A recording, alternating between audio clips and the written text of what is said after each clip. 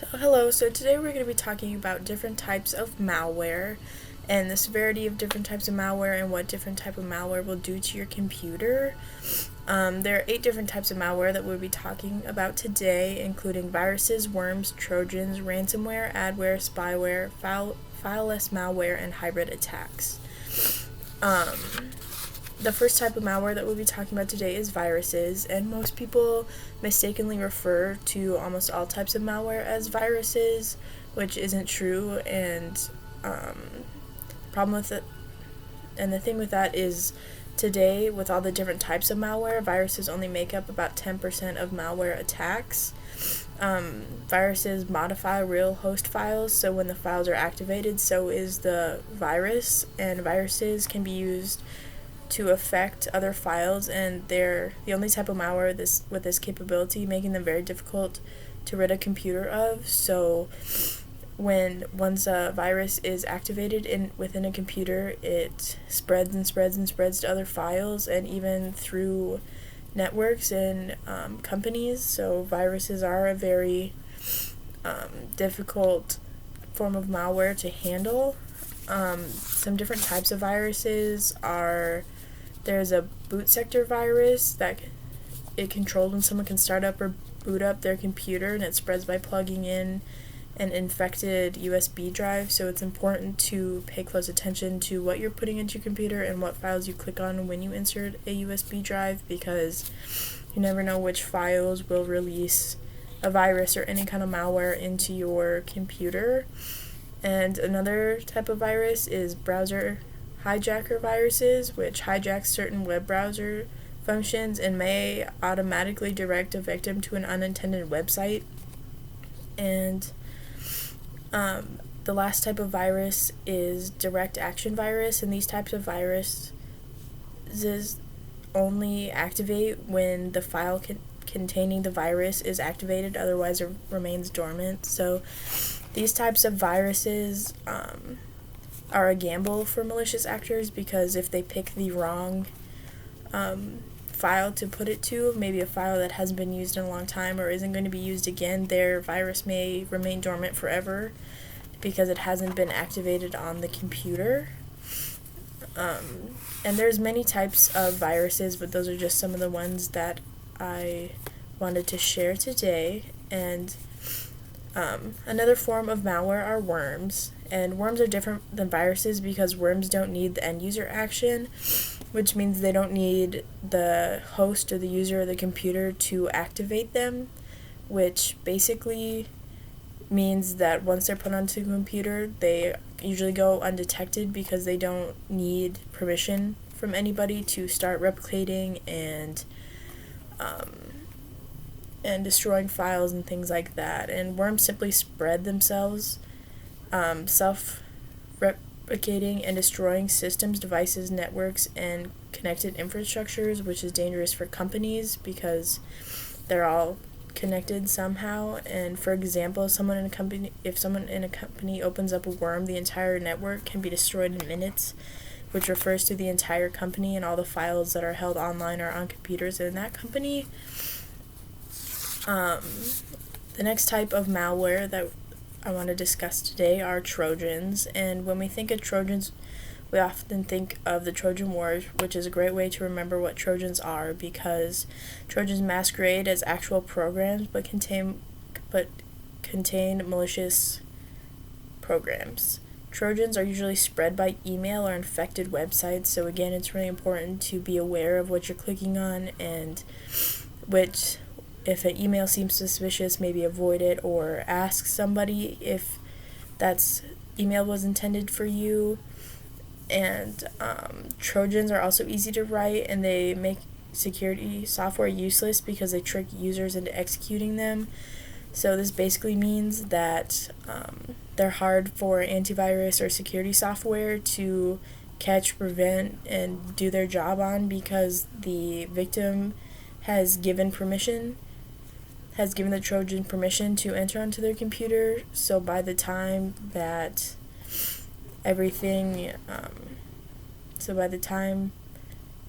you realize that your computer is under attack, the computer software can't do anything about it because you gave permission to the Trojan to enter onto your computer.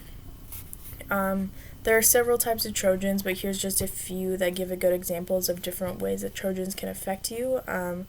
So firstly, there's DDoS Trojans or denial of service Trojans, and these types of Trojans just flood systems with useless traffic. So when you attempt to use your computer, get onto your computer, you're going to be unable to because of all the excess traffic that your computer is trying to go through, which renders the computer or system useless. The next type of Trojan is a proxy Trojan, and this is designed to use the victim's computer as a proxy server, letting the attacker do anything on the victim's computer that they want, which is also very dangerous. And another type of Trojan are destructive Trojans, which are designed to destroy and delete files, and that's the only thing that that's their only job. And this type of Trojan behaves most like a virus. And the last type of Trojan that I want to discuss today is security software disabler, which is used to stop or kill computer security software like antivirus programs or firewalls. So Trojans have a lot of different capabilities and can do a lot of different things, so it's important to keep an eye out for any kind of suspicious activity on your computer. The next type of malware that I want to bring up is ransomware, and this type of malware demands a ransom for files that have been encrypted by malicious actors, and ransomware spreads incredibly fast across organizations and encrypts the files. And if the ransom isn't paid on ransomware, it will destroy the file, making it one of the more devastating types of malware, because malicious actors who use malware generally pick files that are more important, so they will have the fire to get that money from the companies. And ransomware is always spread through social engineering, and social engineering attacks are successful because of human error, and much of malware that gets put onto computers is because of human error. So it's just important to inform yourself and look out for the things that make social engineering attacks possible, because that's how we're going to prevent a lot of malware attacks.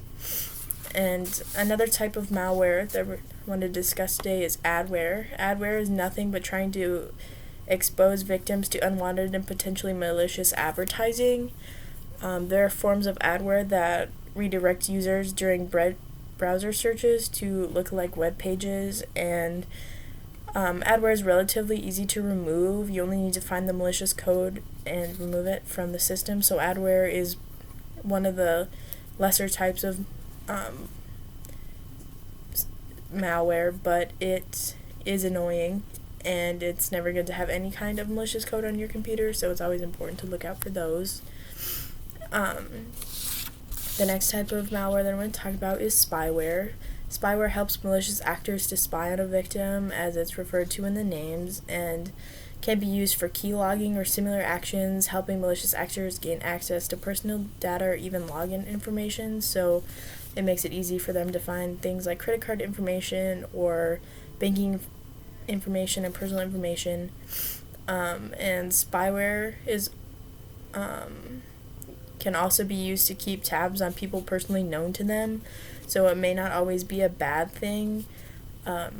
Sometimes the spyware put on computers of young children or children at all by parents to keep track of what they're doing, what websites they've been on, and stuff like that, to hopefully prevent them from abusing the internet and staying safe while on the internet. A type of spyware that we're all pretty familiar with is when parents put when they put tracking apps on their children's phones to see where they're at. That's a form of spyware, and just like adware, spyware is pretty easy to remove from a computer. And so again, spyware is not always bad, but when it's used by a malicious actor, it can be very devastating to a family's personal information. The next type of malware that I want to talk about is fileless malware, which is different than traditional malware because it travels and affects without directly using files, making it really hard for security systems to keep a hold of it because they look through those files and stuff, and it spreads through memory only, and it's one of the hardest types of malware to detect and prevent because it uses real programs to create the malware. So that is one of the more hard ones, and it's also a new type of malware. And the last form of malware that I want to talk about is hybrid attacks, which isn't its own type of malware, but it uses a combination of any type of malware to get what the malicious actors want. So it can be very devastating because not only do you have to figure out what type of malware and what you need to do with one, but it could be many types of malware that you're dealing with. And in conclusion, there were 8 types of malware, and they are obviously some types of malware that people would rather run into than others if they had to choose, such as adware, which is more annoying than harmful, but all forms of malware are dangerous, and it is important to protect yourself using antivirus programs and other malware protection systems. Thank you.